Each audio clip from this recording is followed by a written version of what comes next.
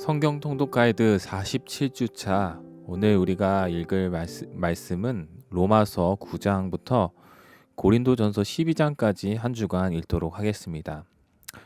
로마서 전반부에서 우리는 바울은 로마서를 통해 로마 교회 성도들에게 복음의 놀라운 비밀을 설명하죠. 구원의 역사는 유대인과 이방인이라는 혈통의 차이가 없으며 오직 믿음으로 의해서만 성취된다는 사실입니다. 이에 따라 이 땅의 성도는 모두 새 언약의 백성이 되었으며 우리는 그들을 그리스도인이라고 부르죠. 그러므로 그리스도인은 말씀에 계시된 하나님의 뜻과 성품을 이해해야 하고 하나님의 기준에 맞는 삶을 살아야 합니다. 오늘 바울이 로마 교회 성도들에게 선포한 복음의 신비와 그리스도인의 삶에 대해서 로마서 후반부에서 다루고 있는데요. 먼저 로마서 9장 11장까지는요. 구원에 이르는 비밀을 기억하라는 제목으로 바울이 말씀을 전하고 있습니다. 바울은 로마서 9장부터 11장까지 로마서의 핵심 주제를 다루는데요. 앞서 바울은 하나님의 백성인 이스라엘도 이방인과 동일하게 죄 아래 있었음을 지적합니다. 그렇다면 하나님께서 이스라엘 백성에게 주신 약속은 여전히 유효한 것인지에 대한 질문이 생기는데요. 바울은 이 부분에 대하여 답변합니다. 결론부터 얘기하자면 하나님께서 이스라엘에게 주신 언약들은 하나도 실패하지 않고 온전히 성취되었다는 것이죠. 9장에서 이를 위해 바울은 이스라엘 백성이 혈통으로 구원받는 것이 아니라 언약으로 구원받았음을 전하며 단순히 아브라함의 씨라고 구원받는 것이 아님을 알립니다. 이는 구원에 대한 하나님의 주권적 역사를 나타내며 이스마엘을 통해 난 자들은 구원받지 못하고 이삭을 통해 난 자들만 구원받게 되었다는 뜻입니다. 에서를 통해 난 자가 아니라 야곱을 통해 난 자가 구원받게 된다는 것도 같은 맥락입니다. 당시 사람들은 하나님의 이런 선택이 불의한 것인지 아닌지 의문을 품었습니다. 그들을 향해 바울은 토기장이가 만들 그릇을 직접 선택할 권한이 있는 것처럼 하나님의 주권적 역사를 인간의 이성으로 함부로 판단해서는 안 된다고 설명하죠. 바울은 이를 뒷받침하기 위해 호세아와 이사야 선지자가 선포한 남은 자 사상을 언급하며 율법이 요구하는 의와 거리가 멀었던 이방인도 믿기만 하면 의롭게 여겨질 수 있다고 설명합니다. 반면 믿음을 의지하지 않고 율법의 행위만을 의지한 자는 예수님께 걸려 넘어진다고 전하죠. 10장입니다. 바울은 이 사실에 기초하여 한 걸음 더 나아갑니다. 즉 그리스도는 하나님의 의, 율법의 마침이 되신다고 가르치고 있는데요. 율법의 마침이란 율법의 완성이 된다는 뜻으로 예수님을 믿는 것이 율법의 요구를 충족시킨다는 뜻입니다. 결국 부활하신 예수 그리스도를 믿는 것이 이방인뿐만 아니라 이스라엘 백성도 구원받을 수 있는 유일한 길임을 선언하는 것이죠. 이처럼 바울은 구원이 인간의 노력으로 공로로 인한 것이 아니라 예수님을 주로 시인한 자만이 받을 수 있는 것이며 그렇기에 구원의 대상에는 한계가 없음을 명시합니다. 이 같은 바울의 선포는 복음 전하는 자들의 발걸음을 가볍게 하며 복음을 듣고 믿기만 하면 구원에 이른다는 놀라운 비밀을 널리 알리는 것입니다. 그러나 이스라엘 백성은 복음에 순종하지 않았죠. 11장입니다. 바울은 이스라엘 백성의 불순종에도 불구하고 하나님께서 그들을 버리시지 않으셨다는 사실을 논증합니다. 먼저 바울 자신이 이스라엘 백성인 것과 아브라함의 후손님임을 밝히는데요. 그리고 하나님께서 엘리야 시대에 바알에게 무릎 꿇지 않은 7,000명을 남겨두신 것처럼 지금도 동일한 은혜가 흐르고 있음을 전합니다. 이는 로마 교회 안에 이스라엘 백성 중에도 복음을 받아들인 은혜 입은 자들이 있다는 것이죠. 또한 바울은 이방인을 돌 감람나무에 비유하면서 하나님께서 참 감람나무인 이스라엘 백성도 아끼지 않으셨음을 기억하고 교만한 마음을 품지 않도록 경계해야 한다고 충고합니다. 이처럼 그리스도인은 하나님의 의이신 예수 그리스도를 날마다 구주로 시인하고 겸손히 하나님을 섬기며 살아가야 한다는 것이죠. 12장부터 13장까지 삶이 예배가 되게 하라는 주제로 바울은 구원의 신비를 깨닫는 그리스도인의 삶이 예배가 되어야 된다고 주장하는데요. 12장입니다. 삶이 예배가 된다는 것은 자신의 몸을 거룩하게 하고 매 순간 하나님의 뜻을 분별하며 사는 것입니다. 이처럼 바울은 삶으로 예배하는 그리스도인이 한 몸 된 교회를 이루며 지체로 살아갈 때 하나님의 은혜 안에서 그리스도인 다움을 지켜낼 수 있다고 전합니다. 그리고 이렇게 한 몸 된 그리스도인이 추구해야 할 가치는요, 다름 아닌 사랑이라고 선포합니다. 사랑 교회 내부에서는 물론이요, 바깥에서도 흘러가야 할 소중한 가치라는 것이죠. 바울은 이 사랑이 세상으로 흘러가고 교회를 박해하는 자들에게 영향을 미칠 때 세상도 예수 그리스도를 보고 알게 된다고 전합니다. 그러므로 바울이 말하는 선으로 악을 이기는 삶이란 바로 사랑을 실천하는 삶이죠. 13장입니다. 그리스도인과 세상 권세. 또한 바울은 세상 권세자의 권세는 하나님께서 허락하신 것이므로 복종해야 한다고 가르칩니다. 그리스도인은 통치자를 세우신 하나님의 주권을 인정하고 하나님 나라 시민으로 책임을 다해야 합니다. 지도자를 위해 기도하여야 되고 사회의 질서를 바로잡기 위해 노력하는 것이 성경적 국가관을 지닌 그리스도인의 바람직한 모습입니다. 이어서 바울은 어둠의 일을 벗고 영적으로 무장한 빛의 갑옷을 입으며 다시 오실 예수님을 맞이할 준비를 하라고 가르칩니다. 그러므로 성도는 이웃을 내 몸과 같이 사랑하라는 예수님의 가르침에 따라 예수께로부터 받았던 그 사랑을 이웃에게 전하며 어두운 세상을 밝히는 빛의 삶을 살아야 한다는 것입니다. 14장부터 15장까지 섬김의 삶이 주를 위한 삶이라는 제목으로 전하고 있는데요. 14장은요. 형제를 비판하지 말라는 내용이 나옵니다. 바울은 로마 교회 내부에 있는 심각한 문제를 지적합니다. 그것은 음식법과 절기 규례에 대한 내용이었는데요. 바울은 음식법과 절기 규례로 인해 서로 정죄하거나 비판하는 것을 멈추라고 당부합니다. 이것을 아디아포라 문제라고 하는데 선악의 문제나 성경에 특별한 언급이 없는 문제, 본질에서 벗어난 문제, 각자의 믿음의 분량과 양심에 따른 선택을 존중해야 한다는 것이죠. 바울은 성도에게 주를 위하여 라는 기준을 두고 행동하고 있는지 살펴보라고 합니다. 만약 내 행동이 주를 위한 것이라면 당연히 형제를 품고 사랑하게 된다는 것이죠. 그러면 성숙한 그리스도인은 연약한 성도의 신앙을 바로 세우기 위해 자신의 자유까지도 절제할 수 있어야 한다고 바울은 말합니다. 15장입니다. 선을 이루고 덕을 세우라. 바울은 로마 교회 성도들을 믿음이 강한 성숙한 성도라고 부르며 그들에게 연약한 믿음을 가진 자들을 담당하라고 권면합니다. 담당하다는 지고 간다는 뜻으로 예수님께서 보여주신 사랑과 섬김의 삶을 그대로 실천하라는 말인데요. 결국 예수님의 제자라면 하나님께로부터 받은 은혜를 기억하며 주변을 섬기는 데 집중해야 합니다. 이것은 성도에게 가장 중요한 우선순위로 바울도 자신의 선교 여정을 이행하는 것보다 예루살렘 성도들을 섬기는 일을 우선시하며 자신의 계획을 수정했어요. 그리고 바울은 모든 사역을 감당할 때 성도들에게 기도를 부탁합니다. 바울은 예루살렘의 교회에 연보를 전달하기 위해 성도들에게 기도를 부탁했는데 이처럼 그리스도인은 사역에 앞서 먼저 기도하는 삶을 살아야 되죠. 하나님을 의지하는 것을 최우선으로 삼지 않으면요, 그 어떤 사역도 이루어지지 않는다는 것을 기억해야 한다는 것이죠. 16장입니다. 바울은 편지를 마무리하면서 성도 한 명 한 명 이름을 불어가며 그들의 문안합니다. 여기서 바울은 베베를 교회 일꾼으로 브리스길라와 아굴라 부부를 동역자라고 소개합니다. 이들은 바울과 같은 사명과 비전을 품은 자들이죠. 바울은 자신과 같은 철학을 가진 동역자들을 통해 로마 교회가 바로 세워지기를 간절히 바랬습니다. 사실 교회를 바로 세우기 위해서는 혼자만의 노력으로 섬김으로는 불가능합니다. 헌신된 자들이 동역이 있을 때 교회는 더욱더 굳건하게 세워진다는 사실을 기억해야 합니다. 또한 바울은 성도들을 걱정하며 갖은 사탄의 계략이 교회를 분열하도록 조장할 것이라고 말하는데요. 하지만 예수 그리스도께서 이 모든 것을 짓밟으러 승리하시러 오신다고 합니다. 그러므로 그리스도인은 어떤 상황 속에서도 주님께서 주실 승리를 기대하며 선한 데는 지혜롭고 악한 데는 미련한 삶을 살도록 노력해야 합니다. 로마 교회는 유대인과 이방인이 혼합된 교회였습니다. 또한 노예 출신의 자유민도 함께 있는 다양한 구성원들이 있었죠. 이들이 한 공동체로 교회의 본질을 지켜가려면은 구원에 이르는 비밀에 대한 잘못된 생각을 교정하고 삶에서 예수 그리스도를 온전히 쫓아야 한다는 것이죠. 그리고 이들에게 요구된 삶은요, 이 땅을 사는 오늘날의 그리스도인들에게도 동일하게 요구되죠. 따라서 마음으로 믿고 입으로 시인해 구원을 받았다면은 이것을 기초로 흔들림 없는 믿음의 삶을 살도록 힘써야 한다는 것입니다. 고린도전서 이제 우리가 한번 살펴보도록 할 건데요. 고린도전서는요, 고린도 교회 지도자의 보고와 그들이 가져온 문제에 대해 바울이 답하는 형식으로 기술되어 있습니다.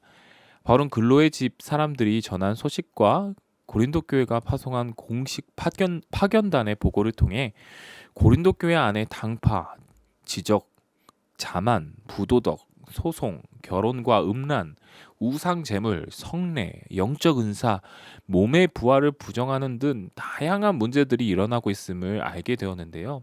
고린도 교회는 세상의 지혜를 토대로 스스로 지혜롭다 생각했으나 안타깝게도 하나님의 교회로서 정체성을 잃어버리고 혼란에 점점 머물렀습니다. 이에 바울은 예수님의 사랑과 섬김, 겸손을 바탕으로 교회가 교회답게 되는 정체성의 표준이 무엇인지 고린도 전서를 통해 제시하고 있습니다.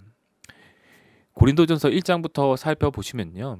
바울은 근로의 집 사람들로부터 고린도 교회의 상황을 듣게 되는데 가장 큰 문제는 교회가 4개 파로 나뉘었다는 사실입니다. 바울은 분열된 고린도 교회를 향해 같은 마음과 뜻을 품을 것을 세례를 통한 그리스도의 연합을 통해 강조하는데요.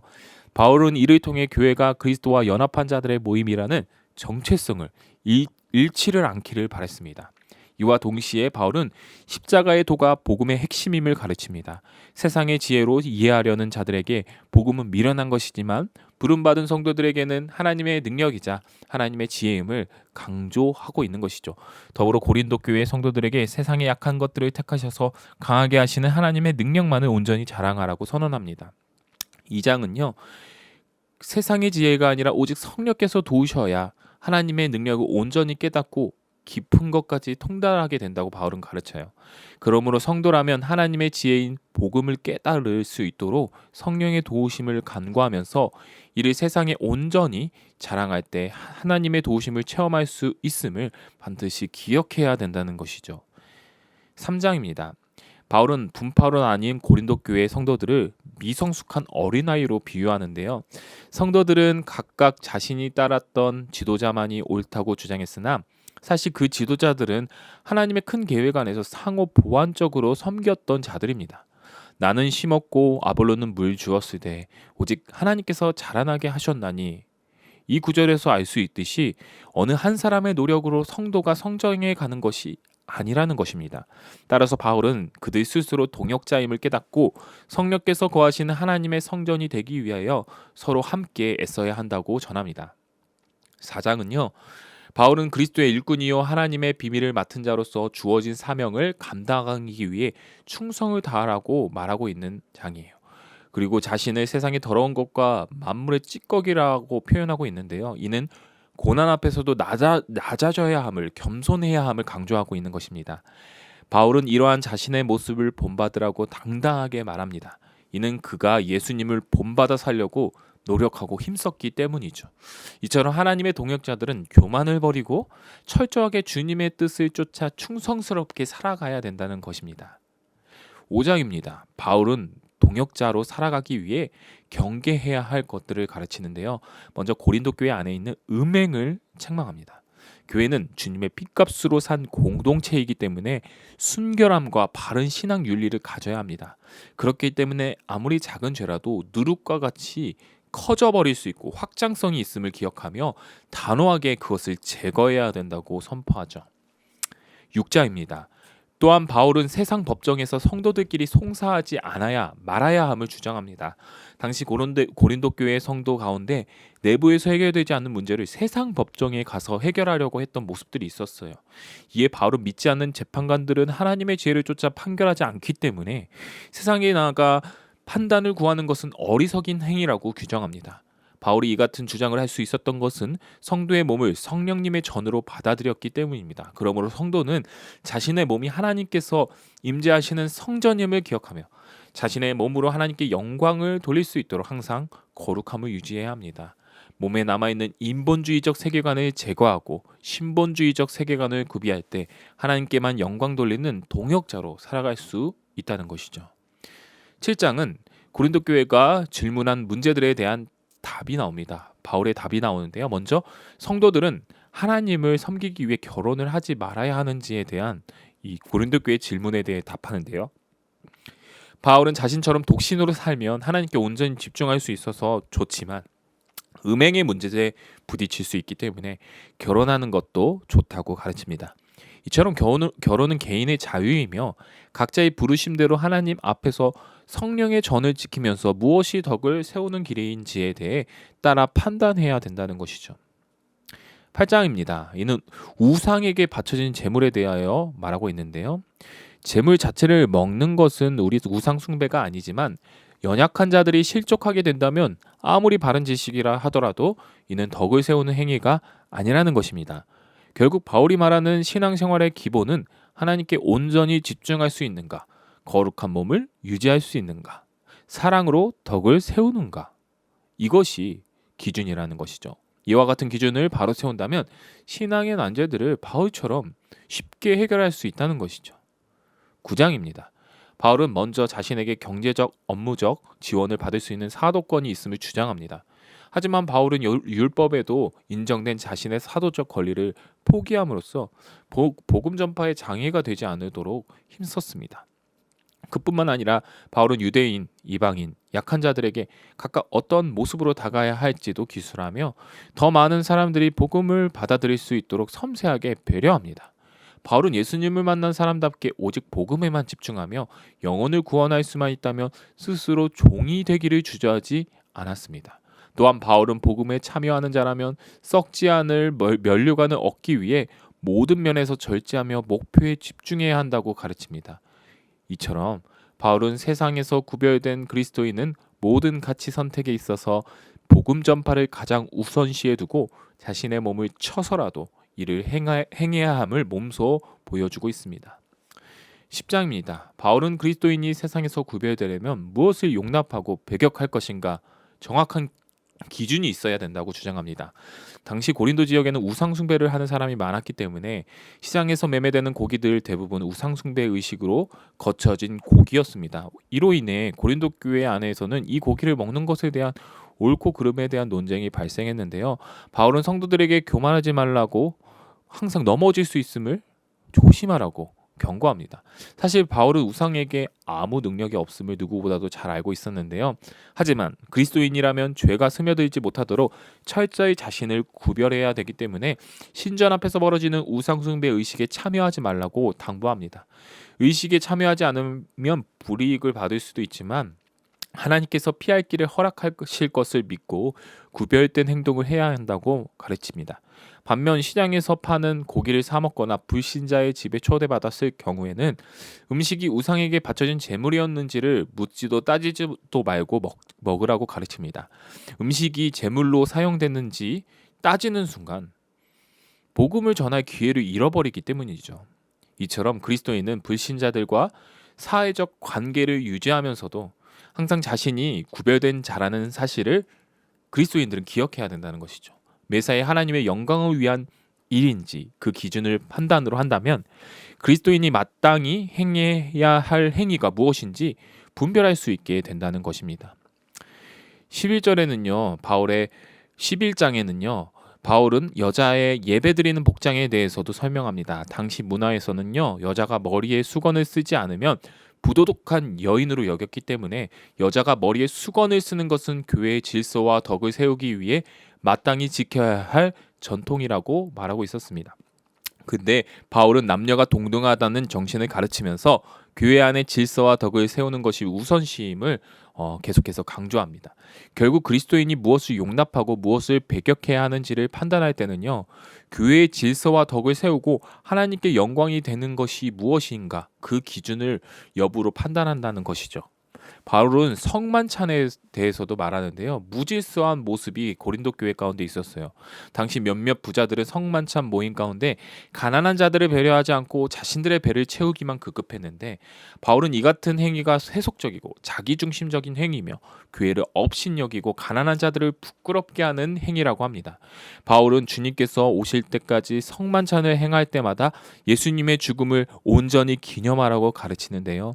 이는 성만찬에 참여하는 자가 분별 없이 자신의 이익만을 챙기고 그러한 죄를 지어서는 안 되며 성만찬을 통해 성도의 교제가 온전히 이루어야 됨을 선포하고 있습니다. 그러므로 그리스도인은 성만찬을 통해 자신의 죽음을 기념하라 하셨던 예수님의 말씀을 기억하고 항상 다른 성도를 배려하며 성찬에 합당하게 먹고 마시는 자가 되어야 된다는 것이죠. 마지막 12장입니다. 고린도 교회에서는 기독교적 은사가 아닌 이방 종교에서 받은 영감으로 교회를 어지럽히는 사람들이 있었어요. 바울은 영적인 은사들을 분별하는 가장 중요한 표준들, 예수를 주로 고백하느냐라는 문제로 기준으로 정리합니다. 예수님을 주로 고백하는 자만이 성령의 인도하심에 따라 교회의 유익을 위해 자신의 은사를 사용할 것이기 때문이죠. 은사는 오직 성령께서 교회의 유익을 위해 각 사람에게 다양하게 허락하신 것이었습니다. 바울은 은사에 대한 이해를 위해 몸과 지체들 간의 관계에 대하여 설명하는데요. 몸의 각 지체는 서로 다른 기능을 맡고 있지만 한 몸이기 때문에 상호 보완하며 서로 도와야 하는 것처럼, 서로를 배격할 수 없는 것처럼 교회 안에서의 은사 사용도 경쟁이 아닌 조화가 우선되어야 된다고, 함께함이 우선되어야 된다고 주장하고 있습니다. 그러므로 은사에 따른 서열이나 차별은 있을 수 없으며 각 사람은 자신에게 주신 은사와 직분에 최선을 다해야 한다고 바울은 고린도 교회에 보내는 고린도전서 12장을 통해 말하고 있는 것입니다. 이렇게 오늘 성경 통독 가이드 한번 일주일 동안 읽을 분량을 한번 살펴보았습니다. 계속해서 성경 이제 얼마 남지 않았는데 끝까지 잘 읽고 또 하나님이 주시는 은혜를, 하나님이 주시는 은사들을 깨달아 알아 역사하는 그러한 시간 되기를 주님의 이름으로 간절히 소망합니다. 기도하고 마치겠습니다. 하나님, 우리가 성경을 읽음에 즐겁고 기뻐하며 하나님이 우리를 향한 뜻이 무엇인지 날마다 깨달아가며 발견해가며 은혜를 누리며 나아가는 우리 연희교회 모든 성도님들이 될 수 있도록 주님 인도하여 주시옵소서. 오늘 바울이 로마서 고린도 전설을 통해 말씀했듯이 세상 가운데 분별되며 세상을 분별하며 하나님의 자녀로서 하나님 분별된 삶을, 빛이 나는 삶을 살 수 있도록 주님 우리 성도님들의 삶을 이끌어 주시옵소서. 감사드리며 예수 그리스도 이름으로 기도드립니다. 아멘.